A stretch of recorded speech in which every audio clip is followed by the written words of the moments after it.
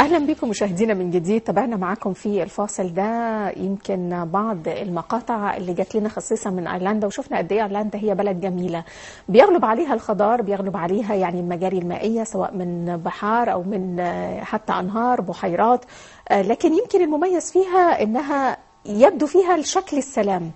هنتكلم أكتر حوالين الموضوع ده مع سعادة السفير. بنرحب بيه من جديد السيد شون أوريجن. Again, it's really nice to have you with us. Thank you. And it's really looks peaceful there, like it's really beautiful. We have seen this in this video. So could you please tell us more about Ireland with respect to geography and also history? Okay. Well, we're a small island on the periphery of Europe, and where people very often think of us as being part of the United Kingdom, but we're very definitely a separate country and a separate island. We have a history that is at least as long as Egypt's. We have archaeology that goes back 5,000, 6,000 years. And we have had many people have come to Ireland over many centuries. We've got a great natural wealth of resources, great fishing grounds, but also very good agricultural lands. We had great forests in the past, so a good source of wood. And as you said, I mean, the countryside in Ireland is very beautiful. It's very peaceful. We're blessed with rain nearly every day of the year, which means we have a lot of greenery. Not everybody likes the rain, but we also have a lot of good sunshine as well. You know, our history as a state begins in 1922, but in fact we've had a system of governance in Ireland which goes back to pre-Christian times, and we have had a very long history with our nearest neighbour. Not always an easy history, but it's a history that is very important, and it's one in which we have benefited greatly, but we've also had some difficulties. The establishment of the state in 1922, we became an independent state. In 1958 we joined the United Nations. In 1973 we joined the European Union. The predecessor to the European Union. And we're fiercely independent, and we enjoy being Irish. We enjoy Irish culture and the Irish way of living. We will talk about this more, Sure. but first I want to tell our audience about that part. مشاهدينا، سألت سعادة السفير عن أيرلندا قد إيه من الواضح إنها بالفعل جميلة، ده شفناه بالفيديو، لكن عايزين نعرف أكتر عن أيرلندا على المستوى الجغرافي، على مستوى الجيران، على مستوى التاريخ. فقال إنه التاريخ في أيرلندا يمكن ناس كتير تتفاجئ إنه التاريخ في أيرلندا بيعود لزمن بعيد جدا. بيقول إنه إلى حد ما كان متماشي مع التاريخ في مصر، يعني بيعود ل 5000 و 6000 سنة، وفي بعض بالفعل المواقع اللي بتشير التاريخية والمباني اللي بتشير لكده. قال انه كمان انه ايرلندا هي دولة غنية، مش غنية فقط على مستوى الثقافي والحضاري، لكن هي كمان غنية على مستوى الموارد اللي موجودة في الدولة، يعني هي غنية جدا بمواردها.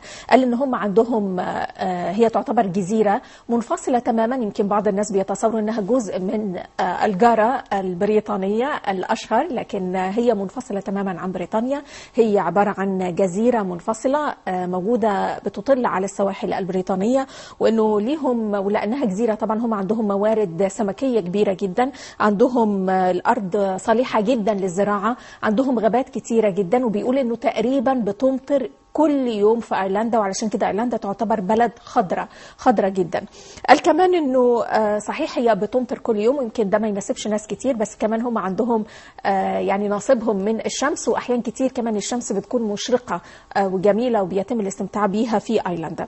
أيرلندا كدولة منفصلة حديثا نشأت سنة 1922، لكن حتى في هذا التاريخ الطويل اللي مر على مدار آلاف السنين كان في دويلات منفصلة بشكل كبير، حتى ما قبل قيام الدول المسيحية في هذه المنطقة من أوروبا. قال كمان أنه علاقتهم بجيرانهم وخاصة طبعا بريطانيا ما كانتش سهلة طول الوقت، لكن هو بيقدر هذه العلاقة وبيقول أنها كانت علاقة تبادلية. كمان استفادوا منها بشكل كبير، وأن سنة 1958 انضمت أيرلندا للأمم المتحدة، وسنة 1978 أصبحت جزء من الاتحاد أو الشراكة الأوروبية. قال كمان ان هم سعداء جدا بكونهم ايرلنديين، هو دي حاجه هم مفتخرين بيها، هم كمان بيستمتعوا بيها، يعني الثقافه الايرلنديه في حد ذاتها هي ممتعه. هو قال كده، وان هم بيستمتعوا بكونهم ايرلنديين بممارستهم لهذه الثقافه في حياتهم اليوميه. I would like also to talk about the flags. So Sure. the green, the white and the orange, what does it mean? Well, it's actually a very, very important symbol of Ireland. And we celebrated 2 years ago the 160th anniversary of the flag. It's the green in the flag represents the Old Irish, the Gaelic Irish, the people who were the original inhabitants, if you wish. The orange represents people who came later, people who came when we were occupied by the British and part of the British colonial history. And the white represents the peace that we aspire that there should be between those two traditions. And those two traditions have shaped modern Irish politics and have shaped very much our approach to the world for the past 200 years or so. كمان سألت سعادة السفير عن العلم. يمكن احنا حاطين طبعا العلمين خلفنا، العلم المصري وطبعا العلم الايرلندي. فالعلم الايرلندي يمكن تقدروا مشاهدينا تشوفوه في الكاميرا ان هو عبارة عن اللون الاخضر ثم اللون الابيض وفي النهاية اللون البرتقالي. اللون الاخضر هو بيقول او ان هم احتفلوا بمرور 800 سنة على هذا العلم منذ 2 سنين تقريبا، واللون الاخضر بيعني ايرلندا القديمة. مش فقط انه ايرلندا بشكل عام على المستوى البصري هي بلد خضراء، لكن كمان الحضارة والثقافة القديمة للأيرلنديين اللي كانت موجودة على مدى آلاف السنوات. واللون البرتقالي هو بيرمز للثقافة والحضارة الجديدة القادمة لأيضا الأيرلنديين، ولكن اللي جم بعد كده مع الاحتلال أو مع الحضور البريطاني اللي قعد لسنوات طويلة جدا في أيرلندا. قال انه كمان اللون الابيض اللي موجود ما بين الاثنين هو بيرمز للسلام اللي يجب ان هو يكون موجود ما بين الثقافتين، لان هم بيعتبروا انه الاثنين ايرلنديين، سواء كنت ايرلندي عايش على هذه الارض منذ الاف السنوات او حتى يعني هاجرت او اصبحت جزء من هذه البلاد في كام 100 سنه اللي فاتوا فقط. I also want to know more about the name Ireland itself. Sure. So sometimes the name of the country has meanings. Does Ireland has a meaning? The very, very old meaning of Ireland, obviously the land part comes from German, and it's the land of Eru. Eru was an ancient goddess. There were 3 goddesses in Ireland called Eru, Banba and Fola. Eru was the goddess of the land, and that name became the name for the whole island. So that's where the name comes from. And in fact, in the Irish language, the name of the country is just Éire, without the land. Éire. كمان سألت سعادة السفير عن اسم أيرلندا، هل له معنى؟ فقال إنه بالفعل اسم أيرلندا له معنى.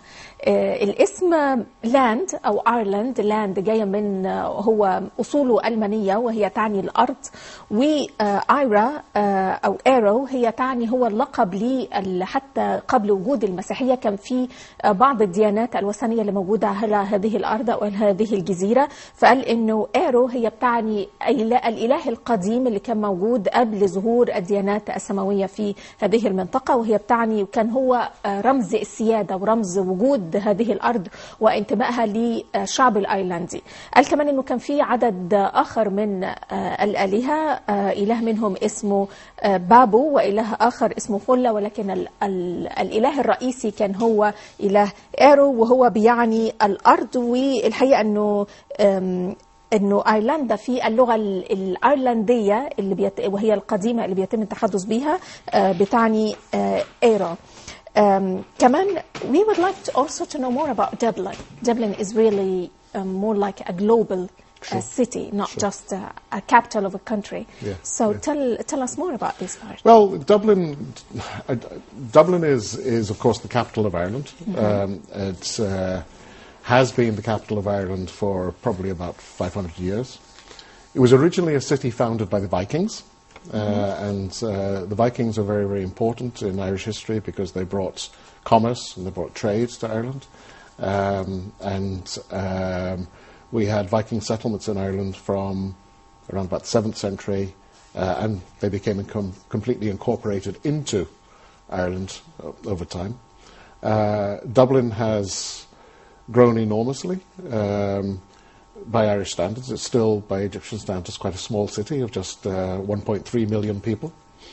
But it's also now home to many of the world's major companies, particularly companies that we call born on the internet.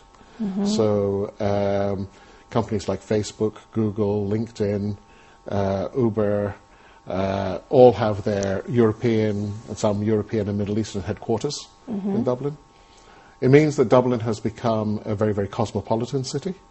I think on any given day you can probably hear 130 or 140 languages being spoken in Dublin. And it's a lively, vibrant, bustling European city with all the good things and all the bad things that go with that. A little bit too much traffic, but a very, very lively arts and culture scene, and lots and lots of things to do, especially if you want to go there for a weekend as a tourist. كمان سألت سعادة سفير عن العاصمة وهي دبلن. العاصمة قال إنه هي بتعتبر هي مش مجرد مدينة لعاصمة لدولة زي بعض العواصم اللي موجودة في العالم، لكن هذه المدينة تحديدا هي عاصمة عالمية. ليه بيقول عليها كده؟ لأنه هي بتعتبر المقر الرئيسي لعدد كبير جدا من الشركات اللي تم إنشائها عبر الإنترنت. طبعا هو ذكر عدد من الشركات، هي الشركات الكبرى، شركات عالمية. يمكن بعض هذه الشركات صحيح هي نشأت في الولايات المتحدة الأمريكية وهي أمريكية، ولكن هو بيقول إنه المقر الرئيسي ليها مثلا في أوروبا موجود داخل العاصمة الأيرلندية. المقر الرئيسي حتى اللي بتدير من خلاله منطقة الشرق الأوسط وشمال إفريقيا هي أيضا في هذه المدينة. قال إنه هذه المدينة هي مدينة مميزة جدا بالنسبة لهم، لأنه هي المدينة اللي ظهر فيها الفايكنج. هي مدينة ساحلية ظهروا فيها منذ 500 سنة. هي عمرها هذه المدينة بيرجع تاريخها لأكثر من 500 سنة. وقال إنه في القرن السابع الميلادي يعني ظهرت هذه المدينة بقوة، وظهروا الفايكنج هناك، وهم يعني بيعتزوا جدا بثقافة الفايكنج، لأنه هم اللي أدخلوا التجارة على هذه المدينة وعلى دولة أيرلندا ككل. هم اللي أدخلوا التجارة وهم اللي أدخلوا العلاقات مع بقية دول العالم، وما أصبحتش يعني جزيرة منعزلة عن بقية العالم. قال كمان أنه يمكن هي مقارنة هذه العاصمة مقارنة بالقاهرة تكون عدد السكان صغير إلى حد ما، بيسكنها 1,300,000 فقط، لكن في نفس الوقت هي تعتبر كبيرة جدا أو مدينة كبيرة بالنسبة لهم، بالنسبة لهذه الجزيرة اللي هي أيرلندا. زي ما قلت أنه الشركات المتعددة الجنسيات والشركات الكبرى اللي بتدير يعني منتشرة في كل أنحاء العالم، كتير من مقرها الرئيسي مقارنة بأوروبا طبعا مش الولايات المتحدة موجود داخل هذه المدينة. وقال إنه هذه المدينة هي فيها الحاجات الحلوة اللي موجودة في المدن الكبيرة، لكن كمان فيها الحاجات الصعبة اللي موجودة في المدن الكبيرة زي الزحمة الدائمة. قال كمان إنه ده بيخلي إنه عدد اللغات اللي بيتم التحدث فيها، يعني في اليوم بيتم التحدث بحوالي 130 لغة في هذه المدينة، وده يعتبر رقم كبير جدا.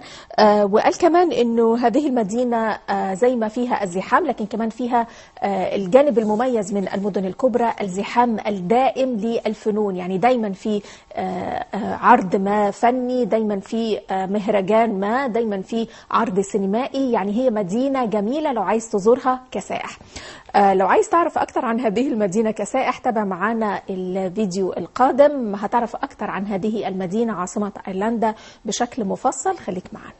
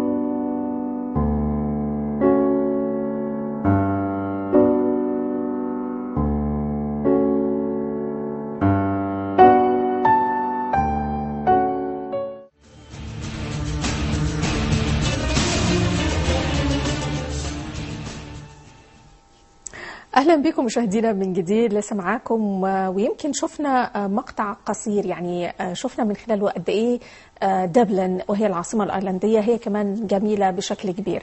سعادة السفير يمكن قال في الفاصل إنه تبدو سالمة جدا، هي جميلة بالفعل زي ما ظهرت في المقطع، ولكن هي يعني زحمة وفيها حياة أكتر من كده.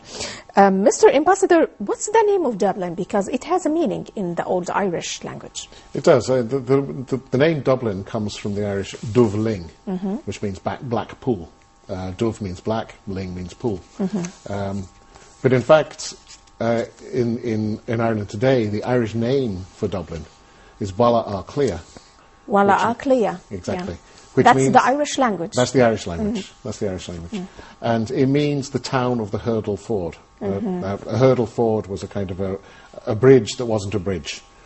That was made it possible to cross the river in Dublin.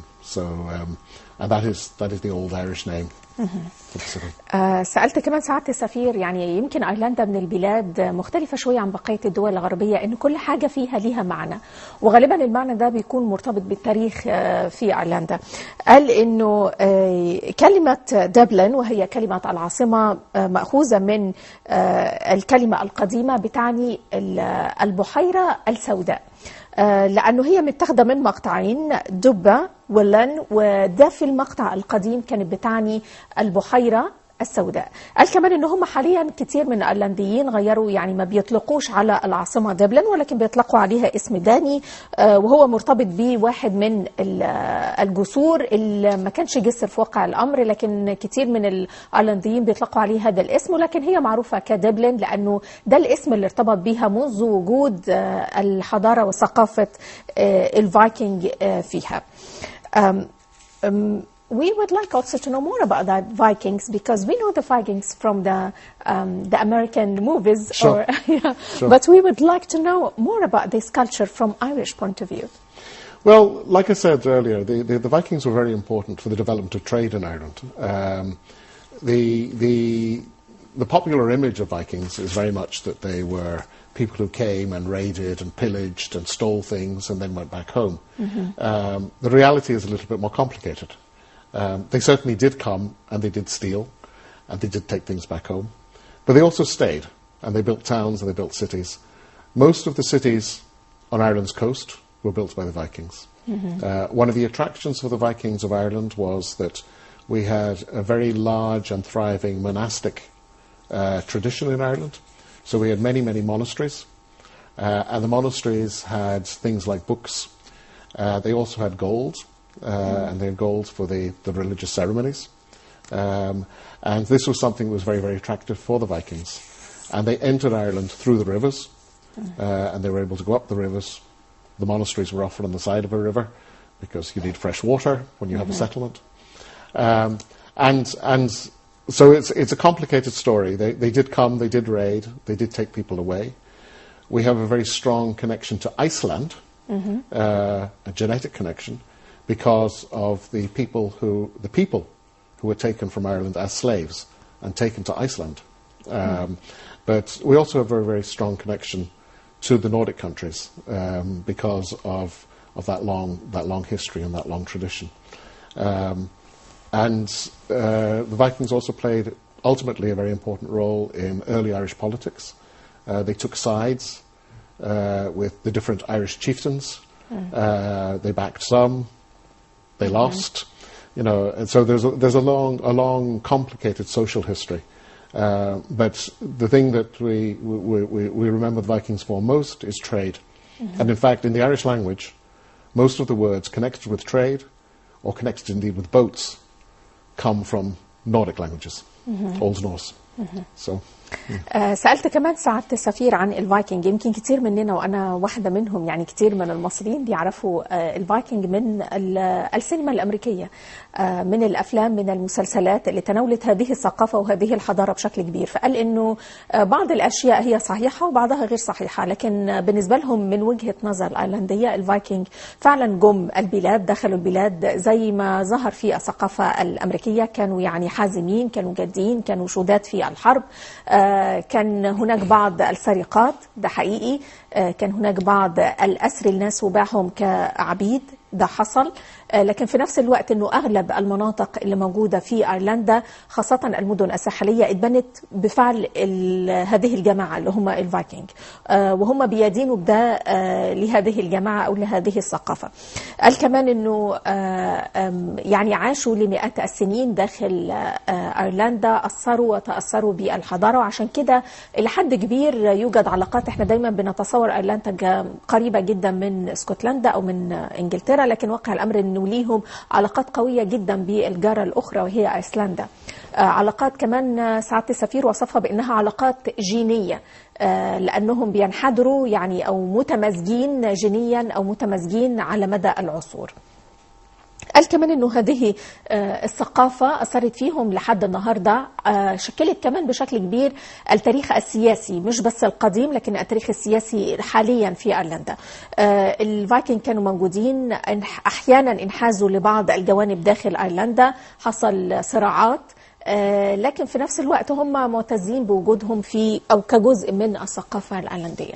Some of the people think of Ireland as like part, or they share the same culture with England, especially England and Scotland. So we would like to know more how Ireland is different from those neighbors and what is unique about Ireland. Well, we have, of course, some similarities. We were part of the United Kingdom for, well, if we get technical, for about 200 years, but we were part of the English sphere of influence for maybe 600 years. So inevitably we have a lot of similarities. The English language is extremely widely spoken in Ireland. In fact, I don't think anybody in Ireland does not speak English. But we have our own language, the Irish language, which comes from a different part of linguistics to English.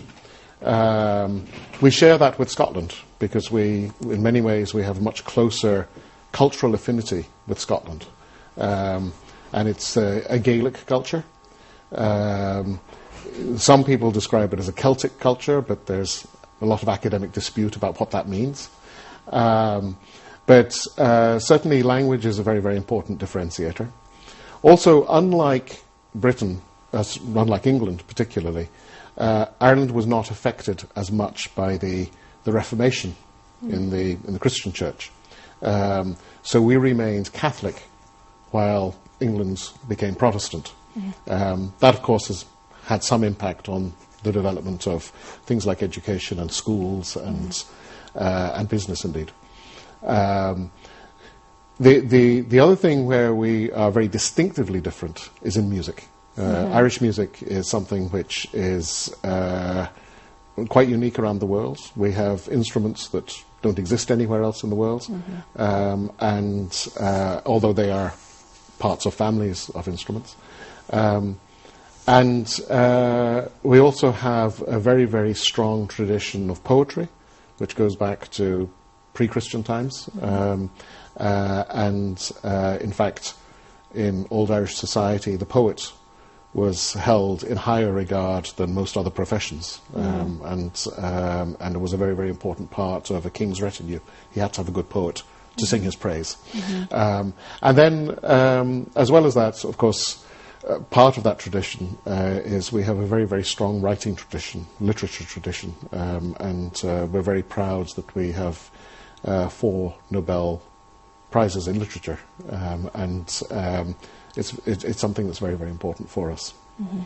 سألت كمان سعادة السفير عن الثقافة الأيرلندية لأي حد، لأنه زي ما قلت إنه بعض الناس ربما بتشوف أيرلندا كجزء أو بتشارك الثقافة نفس الثقافة مثلا مع دول زي إنجلترا واسكتلندا، فقال إنه ده صحيح في بعض الجوانب ولكن مختلف في بعض الجوانب الأخرى. يعني إنجلترا تواجدها الفعلي على الأراضي الأيرلندية كاحتلال قعد ل 200 سنة، لكن قال إنه واقع الأمر إنه تأثرنا بهم ثقافيا بيتعدى 600 سنة.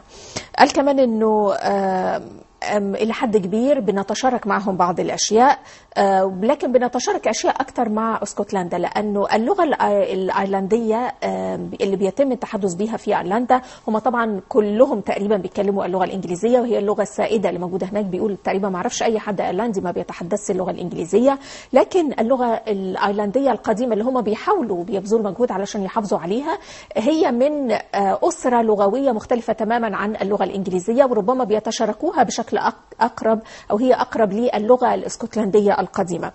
قال كمان إنه الثقافة والحضارة المنتشرة في أيرلندا ربما كمان يعني شبيهة بشكل كبير بالثقافة والحضارة الموجودة في اسكتلندا وأيرلندا بشكل عام، اللي هي الثقافة والقديمة اللي هي الجيلية أو الغيلية، وربما كمان أيضا الكالتية.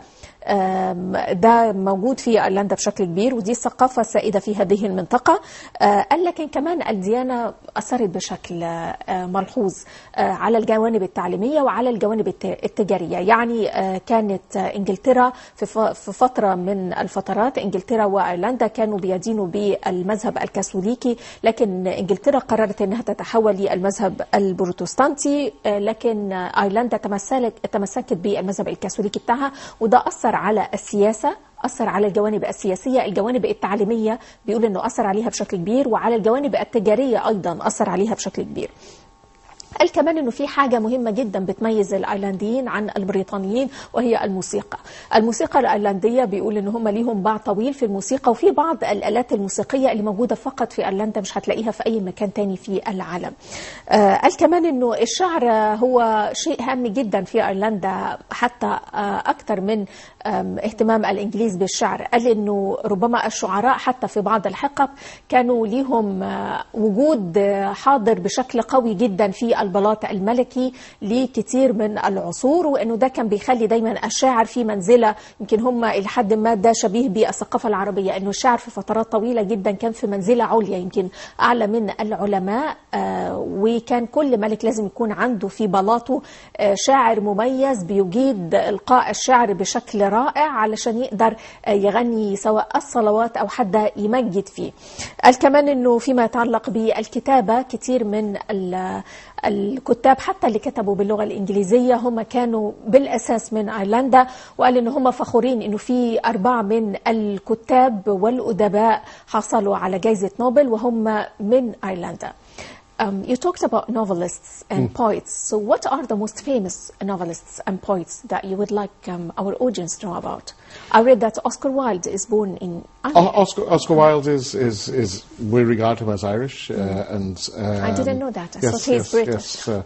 Well, a lot of people do. A lot of people would, but Oscar Wilde is one. Our greatest poet was probably a man called W.B. Yeats, William Butler Yeats. Another superb poet was Seamus Heaney. He's more recent and also a Nobel Prize winner, as was Yeats. George Bernard Shaw. Many people think of as being English, but again, he was very, very proud of his Irish ancestry and his Irish sense of belonging. Of course, the writer who everybody associates with Ireland, of course, is James Joyce, and his marvellous work in Ulysses. These are just a few of the big ones. But also, I mean, we have some very important women writers. Maeve Binchy, who has written a lot of very good stories, and more recently we have a great writer called Anne Enright, who writes some wonderful, wonderful stories about Dublin and family life.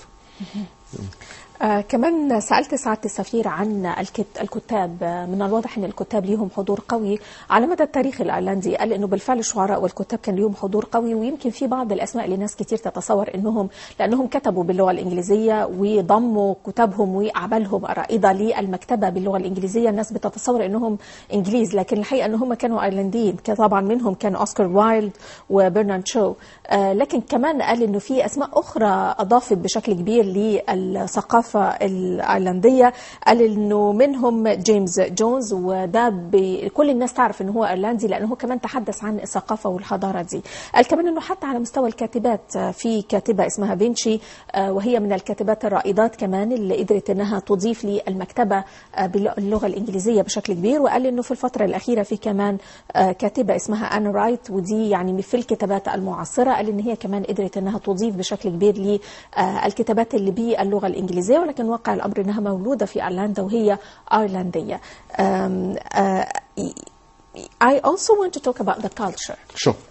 Because some of the festivals and some of the celebrations that we have all around the world is originated from Ireland, and we don't know that. Sure. So could you please tell us more about it?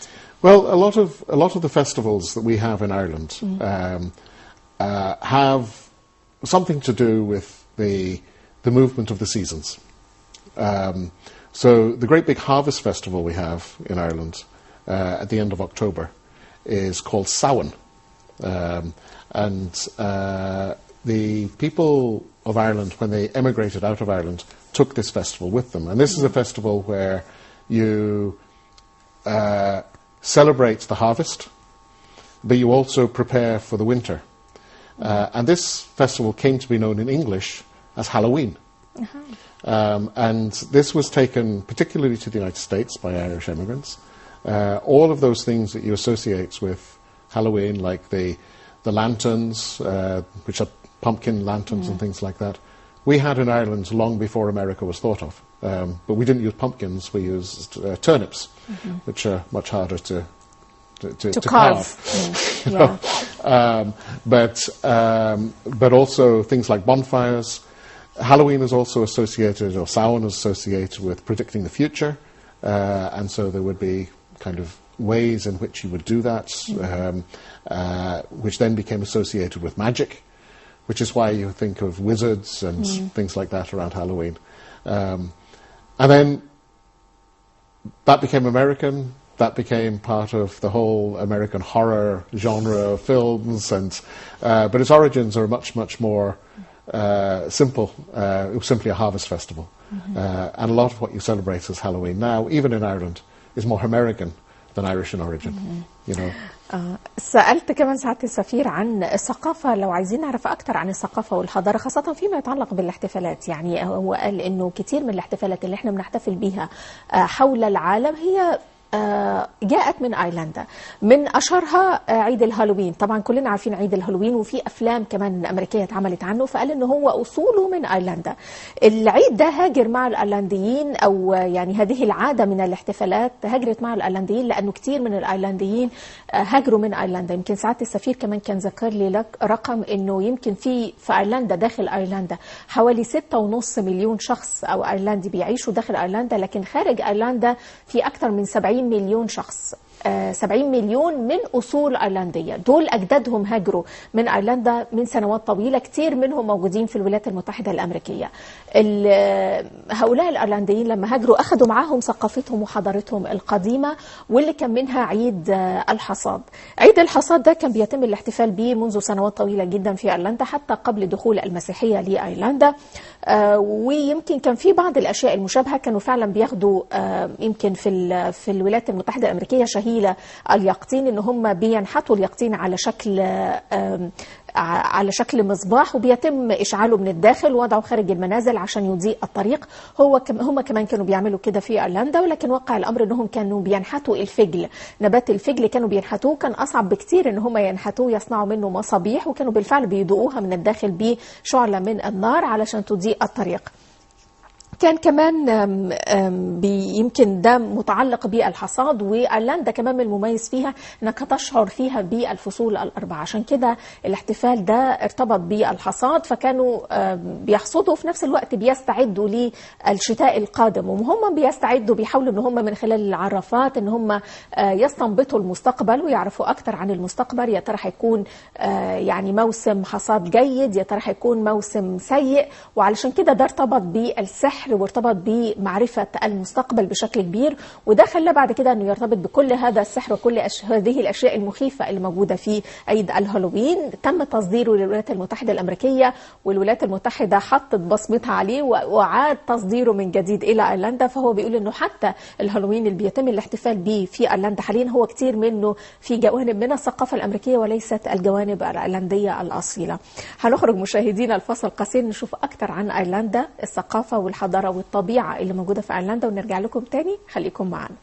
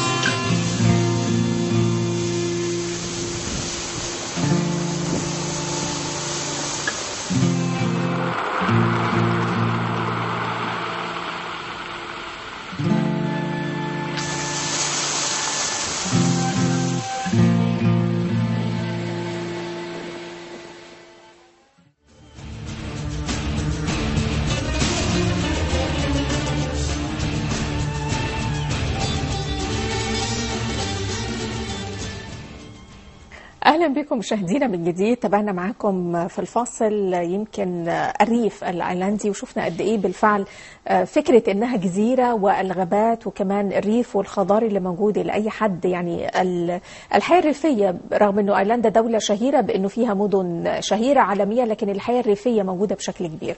Mr. Ambassador, I would like to talk more about tourism. So what are the places in Ireland that we shouldn't miss when we visit Ireland? Ireland is a very small country, but we have a wealth of things to see and do.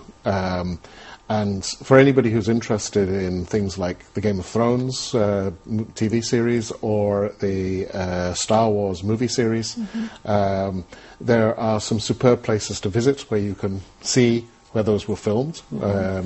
But for me, I come from the south of the country. And for me, the coastline along the south and the west of the country is unique, special, and you can't visit Ireland without seeing it. We have cliffs, some of the highest cliffs in Europe. We have wonderful seascapes. We have wonderful mountainscapes. If you like to climb mountains, there are great mountains to climb. A lot of people come to Ireland to go horse riding because we have a great horse riding tradition.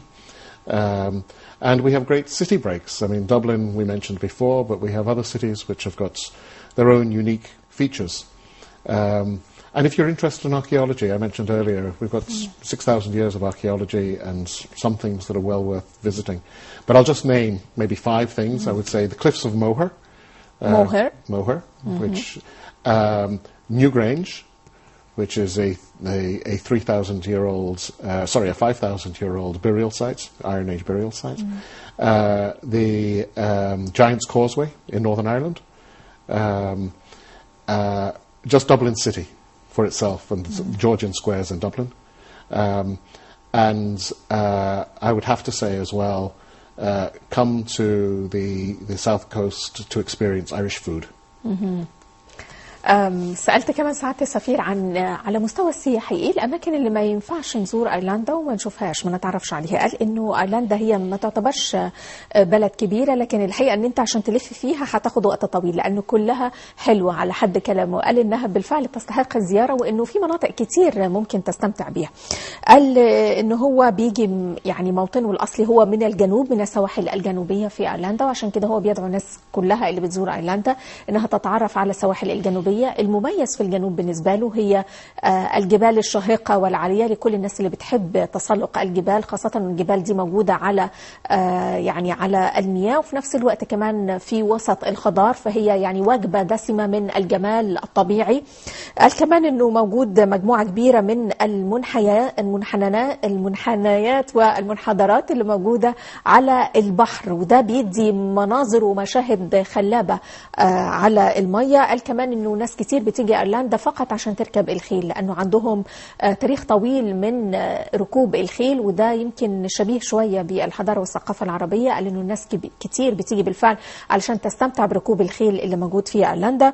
قال كمان انه حتى الناس اللي بتحب التاريخ وبتحب المناطق التاريخيه هتستمتع بشكل كبير بايرلندا، لانه اذا كان في مواقع معينه هو بيدعو الناس انه يشوفوها، ففي موقع اسمه موهير وهو ده مكان مميز جدا على المستوى الجمالي. قال كمان انه في بعض المواقع بيرجع تاريخها لمئات السنوات، 500 سنه فاتت، ودي مواقع كمان مميزه جدا. قال كمان انه في منطقه تانية فيها جبال شاهقه وعملاقه، وقال كمان انه لازم تزور العاصمه دبلن، هي فيها ميدان شهير جدا اللي هو ميدان جورج، ده لازم تزوره، والمدينه كلها بالفعل تستحق الزياره. وقال انه حتى اللي بيحبوا السينما الامريكيه يمكن شافوا جيمز اوف ثرونز المسلسل الشهير جدا، وكمان الفيلم الشهير ستار وور. كل هذه الأشياء بعض هذه المواقع تم تصويرها في دبلن، وعشان كده يعني دبلن تستحق الزيارة. وكتير من الثقافة ومن اللي هنشوفها في السينما الأمريكية والمواقع اللي هنشوفها في السينما الأمريكية هي مستمدة بالأساس من الطبيعة ومن الثقافة اللي موجودة في أيرلندا بشكل عام. Mr. Ambassador, you mentioned food. So what is so unique about the cuisine in Ireland? I think what we have in Ireland, because we are blessed with a very temperate climate, it never gets really much colder than 7 or 8 degrees in the wintertime, and it never gets too hot. It means that we have got some of the best food production possibilities in the world. Ireland now produces 7 times more food than it can eat. So we export, 85-90% of what we produce. For a very, very long time, we have been exporting butter all over the world. Irish butter is, I believe, the best in the world. Then I would. Okay. We have superb beef, and we are the largest exporter of beef in the Northern Hemisphere. We have excellent seafood, especially things like salmon, trout, but also sea fish, and especially shellfish, wonderful lobster, wonderful shrimps, and such. But it's not so much the particular dishes that we produce, and we have some nice dishes, but it's the fact that we have such good ingredients. We also have some superb chefs, and we have multiple restaurants which are award-winning from all the different kind of award-winning giving bodies that you can think of, like Michelin, La Roux, all these things. So there are enormous possibilities to explore Irish food with the ingredients. We also have some wonderful cheese. I can keep going with all the wonderful things we have. But I wouldn't name any particular dish as being uniquely Irish. سألت كمان سعادة السفير عن الأكلات الأيرلندية. يمكن مش مشهورة قوي بالنسبة لنا في مصر هذه النوعية من الأكلات، يعني في بعض الأكلات اللي قدرت أنها تطغى وتكون حاضرة زي الأكلات الصينية والأكلات الهندية، المطبخ الهندي والمطبخ الصيني، لكن هو قال كمان أنه اللي يزور أيرلندا عليه أنه هو يتذوق الأكلات الأيرلندية، لأنه الميزة في أيرلندا على حد قوله يعني أنه أيرلندا فيها كل المدخلات الجميلة. هي عبارة عن جزيرة، الطبيعة اللي موجودة فيها أو المناخ اللي موجود فيها هو لا بيبقى برد قوي زي بقية دول أوروبا، يعني عمره ما بيقل عن 7 أو 8 درجات، ولا بيبقى حر قوي زي بعض الدول مثلا اللي موجودة في إفريقيا. علشان كده هم محتفظين بدرجة حرارة جيدة جدا طوال العام، بتسمح بنمو مجموعة كبيرة جدا من الخضروات والأعشاب، واللي بتغذي مجموعة كبيرة جدا من الحيوانات، وده بيخلي إن مدخلات الأكل هي طبيعية وحاضرة طوال العام، فبيستخدموا الحاجات زي ما بنقول كده فريش. قال كمان انه ايرلندا بتصدر تقريبا حوالي 85% من مخرجاتها او من منتجاتها على مستوى الغذاء وخاصة على مستوى الزراعة. قال انه هي بتنتج حوالي 7 مرات اكتر مما بتستهلك فيما يتعلق بالمنتجات الزراعية، وعلشان كده كل ده الحصة دي كلها بتذهب الى التصدير. قال انه من اجمل الاشياء، هو بيتصور انه من اجمل الحاجات اللي بتنتجها ايرلندا ولازم تتذوقها لما تسافر هي الزبدة اللي بيتم انتاجها في ايرلندا. من وجهة نظره هي الأطعم والأجمل على مستوى العالم. قال كمان إنه اللحوم جيدة جدا لأنه المراعي الخضراء موجودة على طول، وبالتالي هي ما بيتمش إعلافها بشكل ربما يعني صناعي، لكن بشكل طبيعي، وبتطلق في الحقول لأنها تتغذى بشكل طبيعي، وده بيأثر جدا على جودة اللحوم اللي بتنتج داخل أيرلندا. قال كمان إن الثروة السمكية جيدة جدا خاصة في مسقط رأسه اللي هو جنوب أيرلندا، السواحل الجنوبية. قال إن عندهم أنواع جيدة جدا الأفضل في العالم من حيث أسماك السلمون، أسماك التروت، القشريات بشكل عام زي الاستاكوزا والجمبري. كل دي أشياء عليك أنك تستهلكها أو تأكلها لما تذهب إلى أيرلندا. وقال إنها من الأجود على مستوى العالم. قال إنه المطبخ الأيرلندي جيد لأنه بالأساس بيدخل له منتجات يعني مدخلات جيدة، المكونات هي بالأساس جيدة. قال إنه بالإضافة لهذه المكونات الجيدة كمان بيوجد عندهم مجموعة كبيرة جدا من الطهاة المميزين على مستوى العالم، المعروفين حتى على مستوى العالم، رغم أنه أيرلندا بلد صغيرة، وعندهم مجموعة من المطاعم اللي هي يعني معترف بيها على مستوى العالم، والناس بتسافر علشان تاكل فيها مخصوص، مش بس لما بتاكل فيها لما بتكون بتزور البلد مجرد زيارة، لكن الناس بتسافر مخصوص علشان تتذوق هذه الأطباق. وعلشان كده هو بيقول أنه المطبخ الأيرلندي هو مطبخ غني بشكل كبير. Mr. Ambassador, it was a pleasure having you with us today, and it sounds like Ireland is really a great country. Thank you very much for being with us. It's my pleasure. Thank you for having me. Thank you. Thank you. مشاهدينا هنخرج لفاصل قصير وهنرجع لكم تاني بدولة أوروبية أخرى وثقافة أخرى وموسيقى أخرى وفنون أخرى. خليكم معنا.